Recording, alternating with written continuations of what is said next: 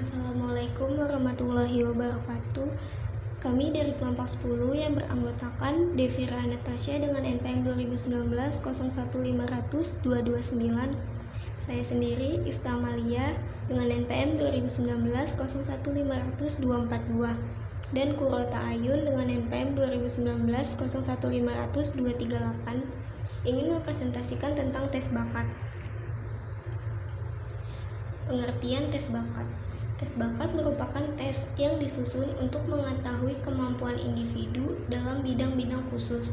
Tes ini muncul karena adanya perkembangan praktis maupun teoretis yang mengarahkan pada bakat-bakat yang dapat dipisah-pisahkan yang terdapat dalam tes kecerdasan. Perkembangan ini mendorong penyusunan tes-tes terpisah untuk mengukur beberapa bakat yang aplikasinya luas.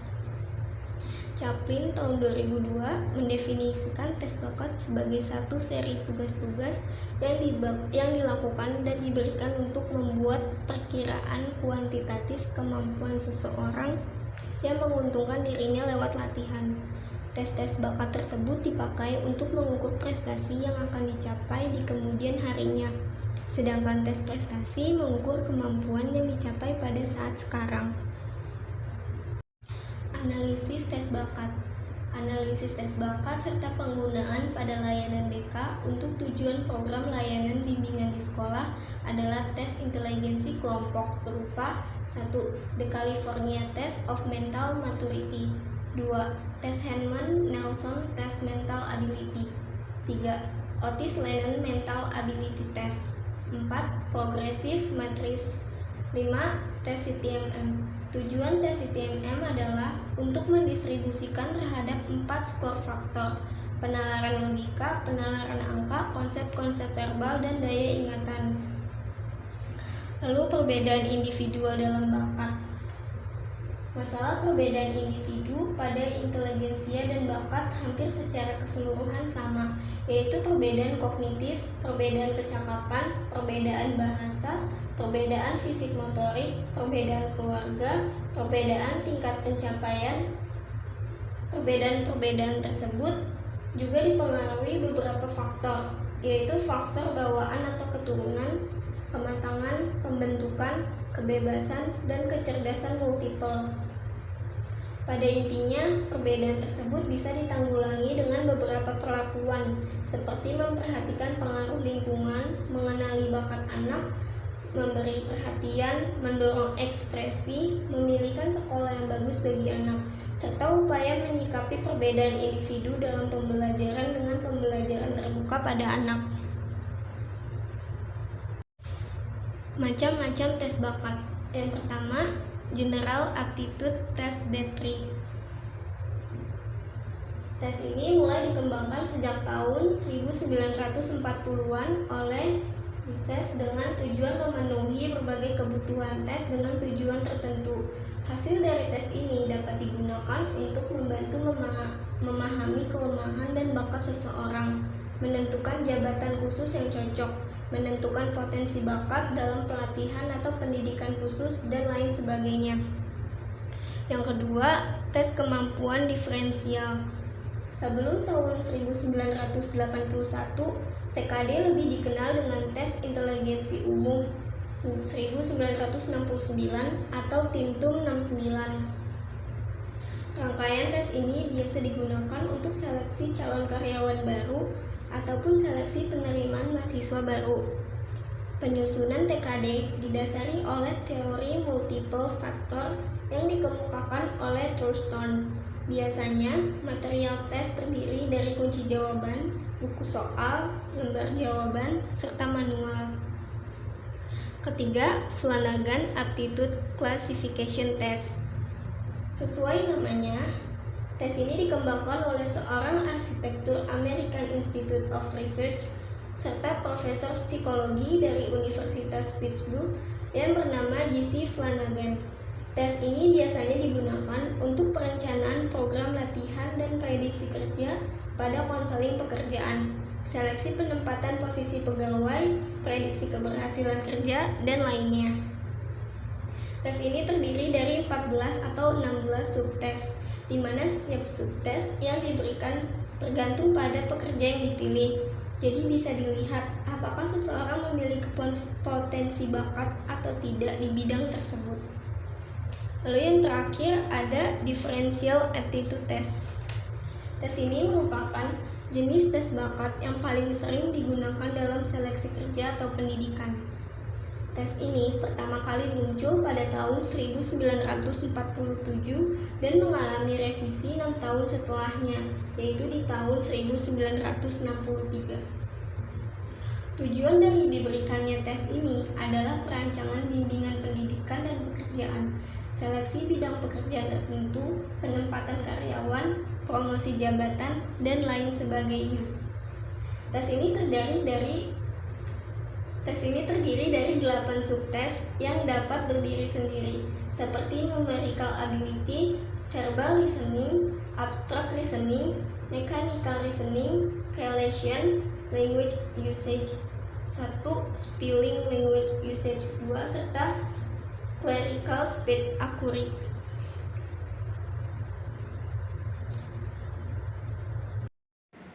Assalamualaikum warahmatullahi wabarakatuh. Nama saya Qurrata Ayun, NPM 2019 01 500 238. Di sini saya akan melanjutkan menjelaskan materi dari kelompok saya, yaitu bakat dan inteligensi. Inteligensi merupakan suatu konsep mengenai kemampuan individu dalam menyesuaikan diri dengan lingkungannya. Dalam kemampuan yang umum ini, terdapat kemampuan-kemampuan yang amat spesifik. Kemampuan-kemampuan yang spesifik ini memberikan individu suatu kondisi yang memungkinkan tercapainya pengetahuan, kecakapan, atau keterampilan tertentu setelah melalui suatu latihan. Inilah yang disebut dengan bakat atau aptitude. Karena suatu tes inteligensi tidak dianggap untuk menyingkap kemampuan-kemampuan khusus ini, maka bakat tidak dapat segera diketahui lewat tes inteligensi. Alat yang digunakan untuk menyingkap kemampuan khusus ini disebut tes bakat atau aptitude test. Tes bakat yang dirancang untuk mengungkap prestasi belajar pada bidang tertentu dinamakan scholastic aptitude test, dan yang dipakai di bidang pekerjaan adalah vocational aptitude test dan interest inventory. Contoh dari scholastic aptitude test adalah tes potensi akademik atau TPA dan graduate recording examination. Sedangkan contoh dari vocational aptitude test atau interest inventory adalah differential aptitude test atau DAT dan career occupational interest survey. Lalu selanjutnya ada penggunaan tes bakat dalam layanan bimbingan dan konseling. Tes bakat ini banyak digunakan oleh para konselor dan tenaga profesional lainnya untuk mengidentifikasikan antara lain, yang pertama ada kemampuan potensial yang tidak disadari oleh individu. Terkadang individu itu tidak menyadari bakat yang dimilikinya. Lalu yang kedua, mendukung pengembangan kemampuan istimewa atau potensial individu tertentu. Bakat atau kemampuan khusus sebagai potensi yang dimiliki oleh individu perlu sekali digali agar tampil dan dapat diaplikasikan dengan tepat sesuai dengan bidangnya. Lalu yang ketiga ada menyediakan informasi untuk membantu individu membuat keputusan pendidikan dan karir atau alternatif pilihan yang ada. Penting sekali diterapkan khususnya dalam rangka program layanan bimbingan karir, umumnya dalam program layanan bimbingan dan konseling di sekolah, yaitu untuk mengetahui kekuatan dan kelemahan kemampuan individu siswa, agar siswa mampu memahami dirinya, terutama bakat-bakatnya. Dengan mengetahui secara jelas kekuatan dan kelemahan dirinya sendiri, individu akan mampu untuk membuat perencanaan dan keputusan karirnya di masa depan. Lalu yang keempat, membantu memprediksi tingkat sukses akademis atau pekerjaan yang bisa diantisipasi individu. Lalu yang kelima ada berguna bagi mengelompokkan individu dengan bakat serupa bagi tujuan perkembangan kepribadian dan pendidikan. Nah, tes bakat ini dapat dilakukan untuk mengungkapkan antara lain bakat khusus, tes bakat umum, tes bakat unik, tes bakat skolastik, dan lainnya. Sekian dari saya, selanjutnya akan dilanjutkan oleh teman saya. Assalamualaikum warahmatullahi wabarakatuh. Nama saya Devira Natasha, NPM 2019 01500 229. Di sini saya akan melanjutkan menjelaskan materi dari kelompok saya, yaitu tes bakat pembedaan. Differential Aptitude Test atau tes bakat pembedaan dikembangkan pada tahun 1947 dengan memadukan prosedur ilmiah dan prosedur pembakuan untuk mengungkap kemampuan atau ability para siswa-siswi untuk tujuan bimbingan kependidikan dan bimbingan karir. Walaupun tes bakat pembedaan dikonstruksi terutama bagi siswa SMP dan SMK atau SMA, namun tes ini juga bisa digunakan dalam konseling pendidikan dan konseling karir bagi para remaja yang telah menyelesaikan pendidikannya di sekolah dan dalam penyaringan tenaga kerja.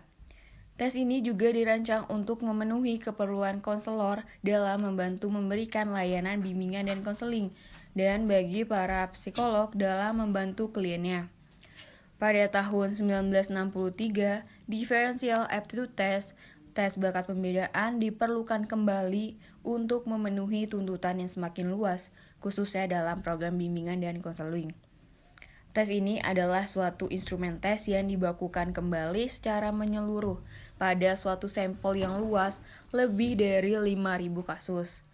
Baterai yang tetap memberikan skor terhadap 8 kemampuan yang sama. Nah, yang termasuk dalam baterai Differential Aptitude Test, yang pertama adalah penalaran verbal, yang kedua kemampuan angka, yang ketiga penalaran abstrak, yang keempat kecepatan dan ketelitian klerikal, yang kelima penalaran mekanikal, yang keenam relasi ruang, yang ketujuh pemakaian bahasa 1, mengeja, yang kedelapan pemakaian bahasa 2. Pelaksanaan tes bakat pembedaan untuk tujuan pelayanan bimbingan dan konseling. Untuk mendapatkan gambaran yang jelas bagaimana bakat, potensi, atau kemampuan siswa yang penting bagi kemajuan pendidikan dan pilihan karirnya, maka siswa di sekolah perlu untuk menempuh tes bakat tertentu. Dengan mengikuti tes bakat diharapkan agar sekolah atau konselor dapat memprediksi dengan sebaik-baiknya tentang bagaimana perkembangan yang diharapkan siswa di sekolah dalam menyongsong karirnya di masa depan. Nah, pelaksanaan tes bakat pembedaan ini perangkat tes bakat yang dapat dipergunakan untuk membantu sekolah dalam menentukan arah pilihan program atau jurusan siswa yang menempatkan dalam lapangan pekerjaan, jabatan, dan karir yang tepat. Jadi misalnya sekolah ini atau konselor membantu pemilihan arah dari siswa dari bakatnya yang dimilikinya dan menempatkan bakatnya tersebut kepada lapangan pekerjaan atau jabatan itu secara tepat untuk siswa tersebut. Nah, untuk mampu menggunakan tes bakat pembedaan ini, konselor harus dituntut kemampuannya, terutama dalam pertama, memilih tes-tes yang cocok dan dibutuhkan siswanya di sekolah. Yang kedua, terlatih dan terampil melaksanakan prosedur penskoran. Yang ketiga, mampu menginterpretasi dan memprediksi makna skors yang diperoleh siswa. Yang keempat, mengkomunikasikan interpretasi dan prediksi hasil tes tersebut tanpa menimbulkan dampak tertentu bagi siswa, terutama goncangan emosional. Selanjutnya, peranan tes bakat pembedaan dalam pemilihan program studi dan karir. Jadi setelah para siswa memahami bakat-bakat yang dimilikinya berdasarkan profil hasil pengukuran tes bakat pembedaan yang diberikan kepada para siswa, maka konselor secara langsung berperan sebagai bahan informasi yang bermakna dan akurat kepada siswa, terutama dalam membantu mereka mengambil jenis-jenis keputusan yang bersangkut paut dengan pemilihan program atau jurusan di SMA, atau memilih studi sambung setelah tamat sekolah, serta karir-karir yang perlu dipertimbangkan untuk menyongsong masa depan yang lebih baik.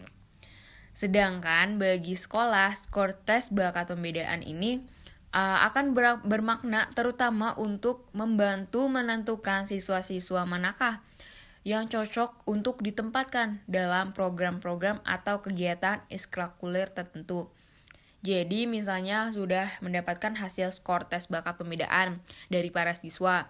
Nah, selanjutnya maka konselor ini menempatkan siswa-siswa yang cocok sesuai dengan bakatnya dalam program-program atau kegiatan ekstrakurikuler. Hasil pengukuran bakat ini bukanlah secara tepat memberikan suatu keputusan yang pasti dalam memecahkan masalah-masalah yang dihadapi siswa dalam studi dan karir. Nah, tapi skor-skor bakat ini hanya merupakan suatu informasi pelengkap yang dapat dipercaya guna membantu para siswa untuk menjawab pertanyaan dalam bidang pendidikan dan karir. Jadi, tes bakat pembedaan bukanlah prediktor yang sempurna, karena tes ini bukanlah memberikan jaminan mutlak kepada para siswa yang memiliki misalnya skor yang tinggi akan berhasil, karena masih banyak faktor-faktor lain yang berpengaruh dan menentukan. Nih misalnya terlalu santai dalam belajar, bermalas-malasan, serta faktor-faktor lain yang tidak dapat dijangkau oleh tes ini.